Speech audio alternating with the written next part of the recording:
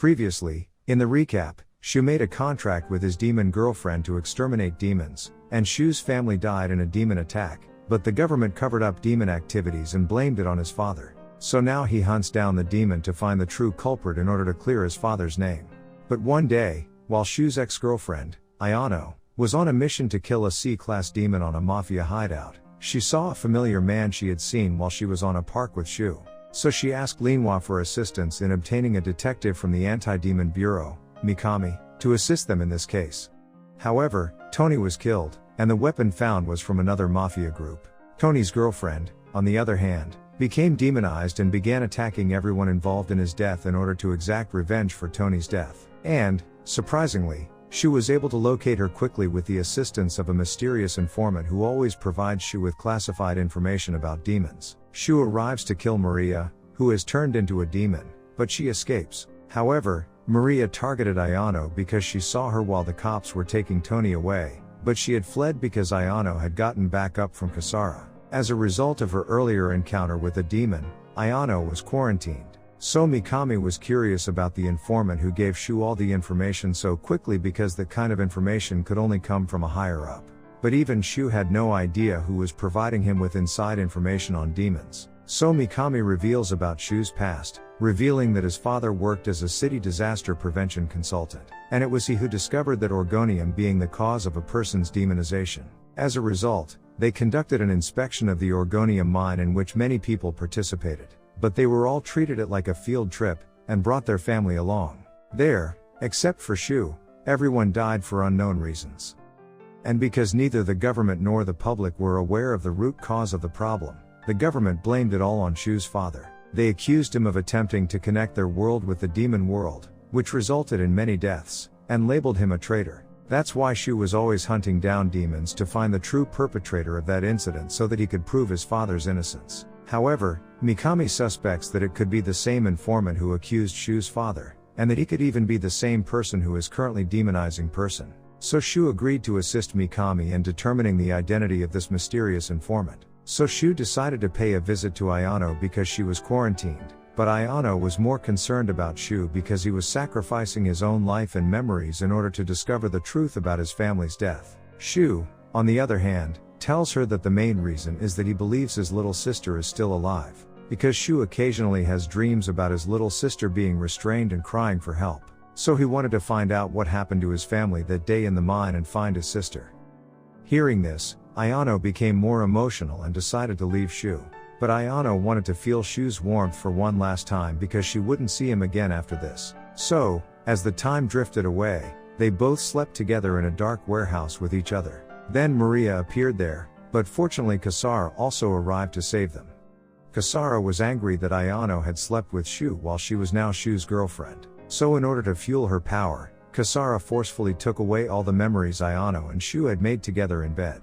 But Maria was claiming the entire area as her own, and with Shu present, Kasara had the perfect opportunity to kill her. And now that Kasara had taken Shu's memories of that night, Ayano resolved not to leave Shu's side again. So Ayano now stops by Shu's house to tidy things up for him, but Kasara has stopped visiting Shu because of that night. So Kasara recalls that it was Shu who freed her from the cave where she had been imprisoned with a sword on her chest. However, as the scene changed, the justice arrived at the abandoned building to kill a demon hazard, but discovered that the job had already been completed. The nun who killed the demon then attacked the justice to find Kasara, but cops arrived, so she fled. On the other hand, the informant contacted Shu to provide him with the most recent information on a nun from Celestial Abbey who may be here with the intent to murder Kasara. But Shu wanted to discover his identity, and the informant knew he wasn't alone, so he made his way out of there without being discovered by them. And the news that Justice had been beaten by a nun at the demon's location reached other people as well, but the Anti-Demon Bureau chief had no idea she was from Celestial Abbey. And Shu didn't open up about it to anyone else. When they all left, Shu personally told Akeno about her that nuns from Celestial Abbey. Because Shu had no idea that this information was reliable, so Akeno was relieved that Shu trusted her. But, more importantly, while Shu was training under her, Akeno had taught him about Celestial Abbey. But she was taken aback by Shu's reaction because he had completely forgotten about them.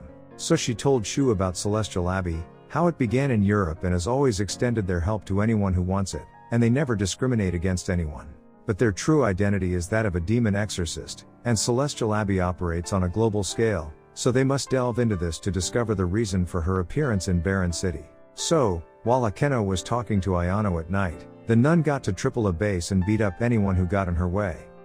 She wanted to get information on Kasara's location from Akeno, but she refused to reveal it. So Ayano arrived to save her mother, but judging by her fighting style, Nun deduced that Ayano is somehow related to Shu. So she stole Ayano's phone to get Shu and Kasara's addresses and got away, so Ayano informed Shu about it. But it was too late, she had already pinpointed Shu's location. And her abilities were more accurate than Shu's, and she reminds Shu that it has been 3 years since they met. But Shu can't remember about her, so she began to beat Shu mercilessly. Her abilities were evident because she did not hesitate to confront Kasara, but because Ayano arrived with a team, she decided to flee the scene. Then Ayano inquires about her to Kasara because both Shu and Kasara knew her. So Kasara reveals to her that her name is Sharon and she is a member of the Celestial Abbey. And, according to government records, she is one of the Abbey's 12 best exorcists known as living relics.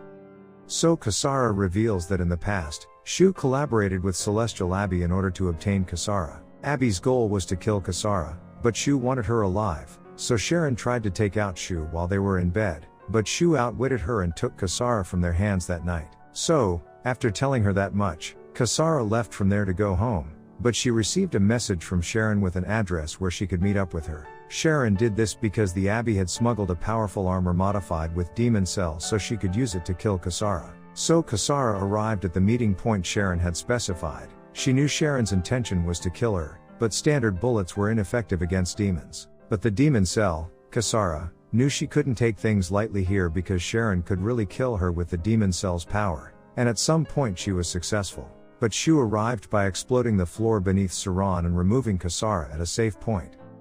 But Kasara was still upset and wanted to know if she was really just a dog for Shu who could be ordered around. But Shu's response was that if it was someone other than her, he would rather die than kiss a demon.